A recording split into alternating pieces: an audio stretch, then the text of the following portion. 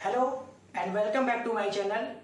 और जैसा कि हम पढ़ रहे थे राष्ट्र निर्माण की चुनौतियां, और राष्ट्र निर्माण की चुनौतियों को भारत ने किस प्रकार से उनका सामना किया, पंडित नेहरू के नेतृत्व में किस प्रकार राष्ट्र निर्माण की जो चुनौती थी उसको उन्होंने आड़े हाथों लिया, और नेहरू जी की जो विदेश नीति थी वो कितनी अच्छी थी, और भारत ने उन परिस्थितियों का कितने अच्छे तरीके से सामना किया और भारत को एक मजबूत स्थिति में लाकर खड़ा किया। लेकिन राष्ट्र निर्माण की चुनौतियों में आगे बढ़ते हुए भारत को एक बहुत ही दुखद घटना का सामना करना पड़ा, जिसे हम कहते हैं विभाजन। किसका विभाजन? भारत देश का विभाजन, भारत की भूमि का विभाजन। भारत का विभाजन 14-15 अगस्त 1947 की अर्धरात्रि को, जब पूरा देश सोया हुआ था, तब संविधान के उस अधिवेशन में यह घोषणा की गई कि 14 और 15 अगस्त की मध्य रात्रि को भारत के दो टुकड़े कर दिए जाएंगे। एक हिस्सा कहलाएगा मुस्लिम राष्ट्र, जिसे हम पाकिस्तान के नाम से जानते हैं, और दूसरा हिस्सा कहलाएगा भारत, जो एक हिंदू राष्ट्र है। तो इस प्रकार से भारत की छाती को तलवार से चीरकर दो टुकड़े कर दिए गए, और इसके जिम्मेदार भारत के नहीं और पाकिस्तान के बहुत सारे नेताओं को इसमें शामिल किया जाता है, जिसमें से जिन्ना को प्रमुख रूप से इसका जिम्मेदार माना गया है। तो हम पढ़ते हैं भारत का विभाजन। तो भारत के विभाजन में प्रमुख बातें क्या थी? तो माउंटबेटन योजना के तहत 14-15 अगस्त की मध्य रात्रि को ब्रिटिश इंडिया का भारत और पाकिस्तान के रूप में दो राष्ट्र का निर्माण हुआ। ब्रिटिश इंडिया मतलब ब्रिटिश का भारत का शासन था, इसलिए उसको ब्रिटिश इंडिया कहा जाता था।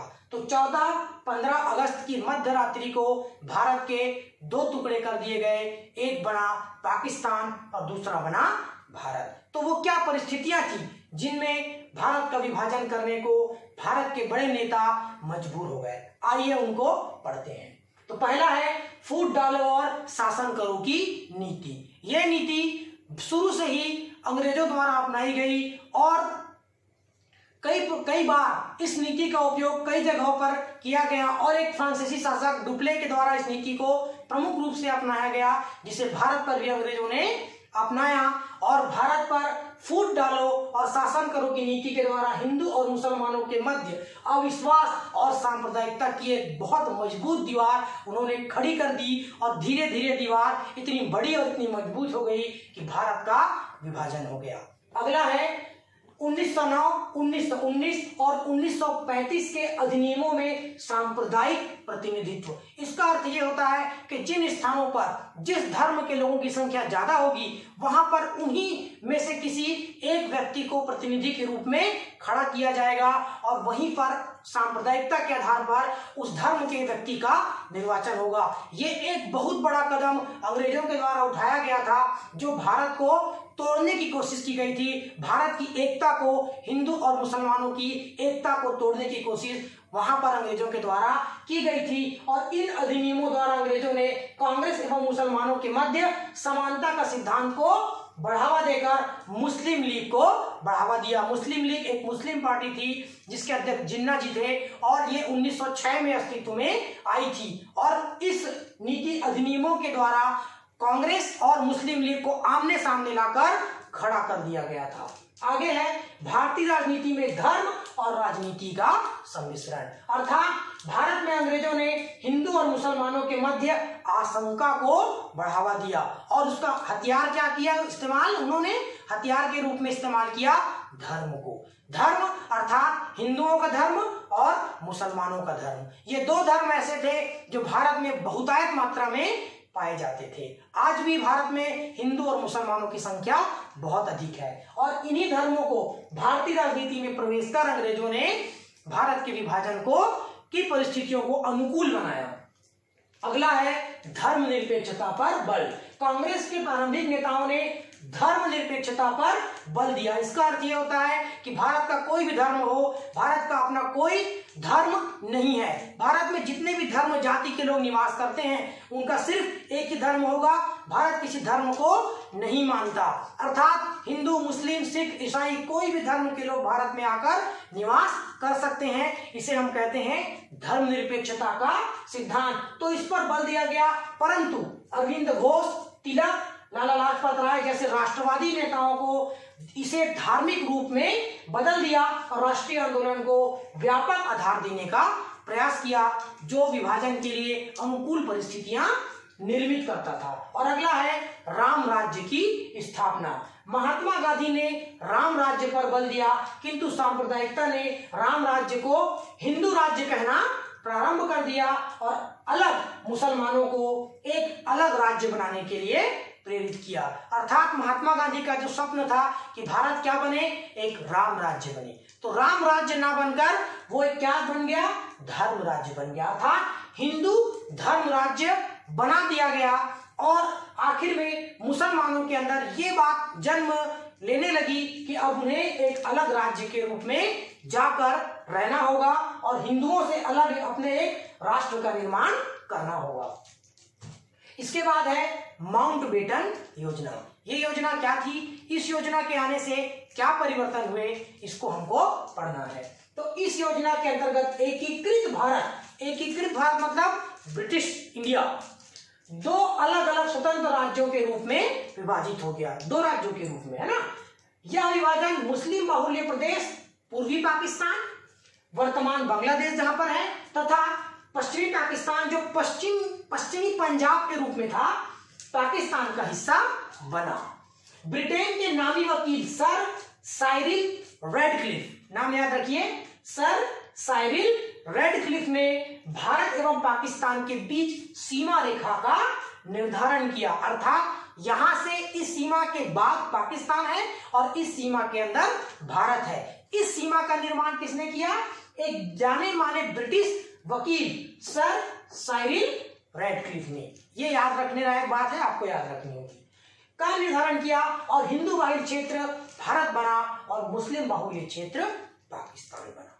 इस प्रकार भारत और पाकिस्तान दो भागों में बट गए। अब है भारतीय स्वतंत्रता अधिनियम। इस अधिनियम के द्वारा क्या हुआ, तो ब्रिटिश संसद ने 18 जुलाई सन 1947 को भारतीय स्वतंत्रता अधिनियम पारित किया। क्या पारित किया, भारतीय स्वतंत्रता अधिनियम। ये क्या था, जिसने विभाजन समझौतों को अंतिम स्वरूप प्रदान किया, अर्थात इस समझौते ने क्या किया, इस अधिनियम ने क्या किया, विभाजन समझौते को अंतिम रूप प्रदान करने का कार्य किया।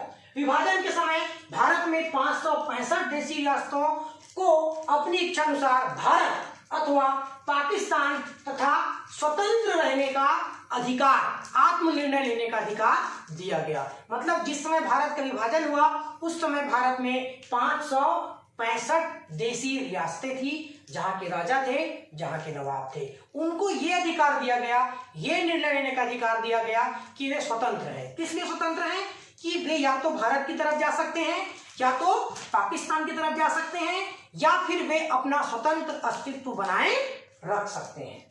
इसके आगे हम पढ़ते हैं, नक्शे में इसको हम समझने की कोशिश करेंगे कि भारत और पाकिस्तान कैसे बने और किन किन भागों को पाकिस्तान के रूप में हम जानते हैं। तो ये है 1947 का वो नक्शा जिसमें पाकिस्तान नामक एक नया राष्ट्र उभर कर विश्व के सामने आता है।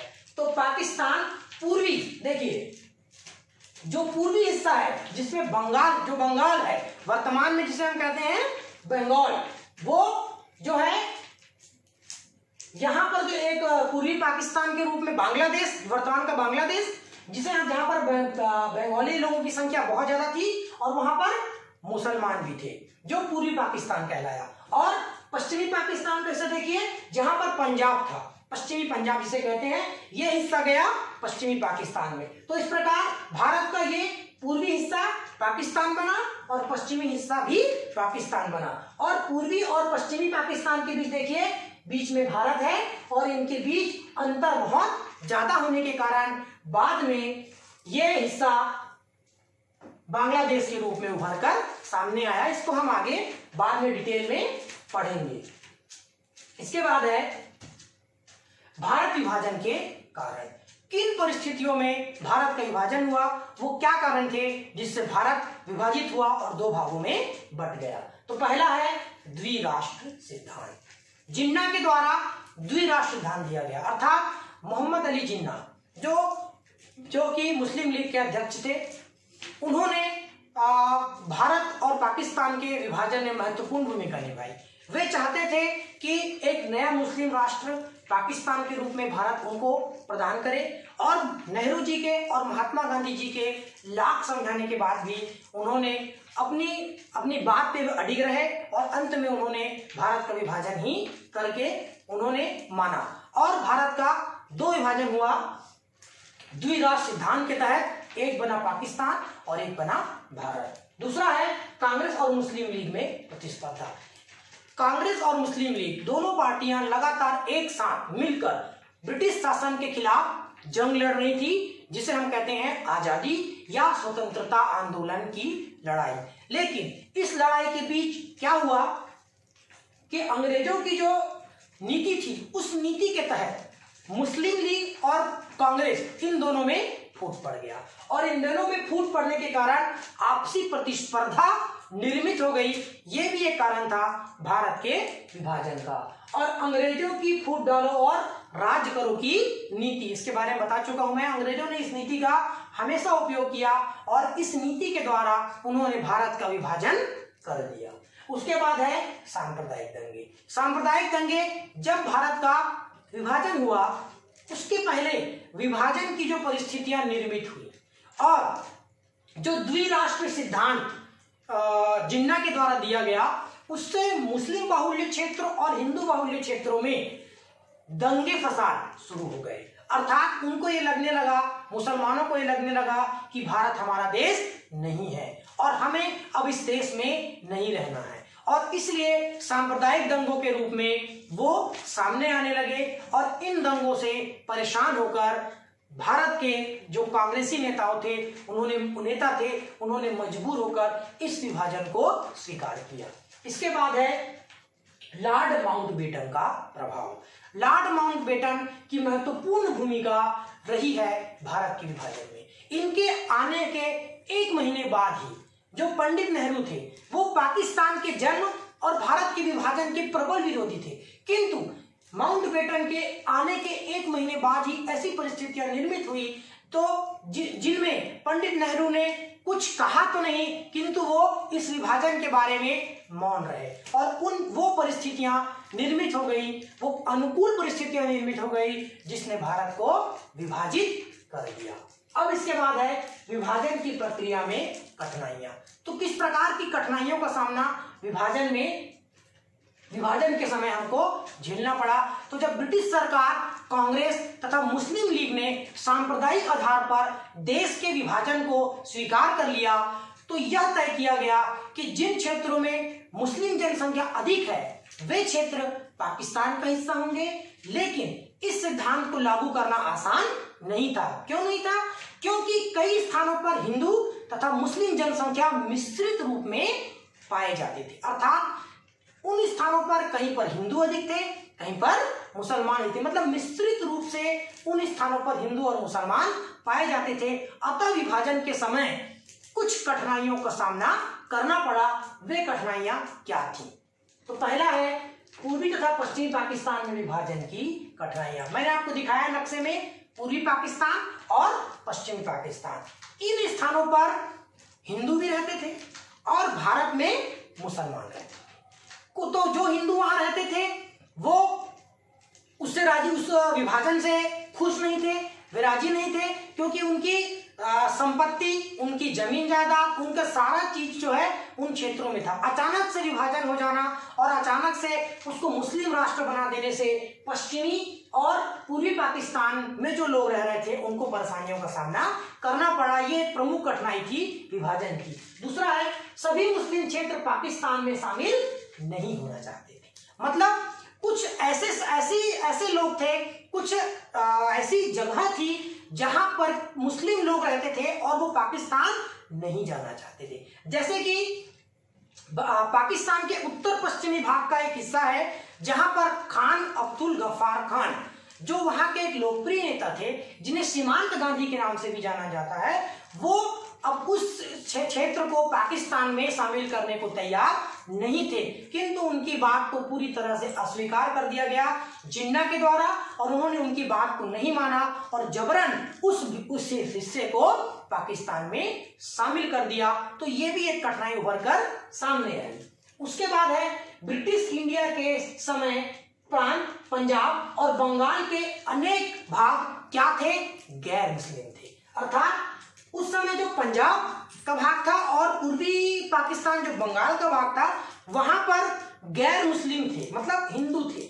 गैर मुस्लिम लोग भी वहां पर निवास करते थे, जिनको बहुत सारी परेशानियों का सामना करना पड़ा। यह भी एक बहुत बड़ी कठिनाई थी विभाजन के सामने। अगला है अल्पसंख्यकों की समस्या। कुछ ऐसे क्षेत्र थे जहां पर अल्पसंख्यक लोग निवास करते थे और उनकी ये समस्या थी कि वो कहां जाए।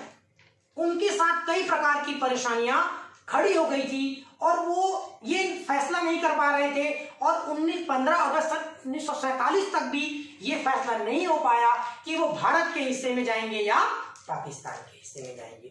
तो इस प्रकार की परेशानियों में भारत का विभाजन हुआ, जो कि एक बहुत ही दुखद घटना थी उन परिस्थितियों में जबकि भारत आर्थिक रूप से, सामाजिक रूप से बहुत कमजोर था। जब ब्रिटिश इस देश को छोड़कर गए तो उन्होंने भारत को बहुत ही बड़ा अभिशाप दिया, जिसे हम बंटवारा के नाम से जानते हैं।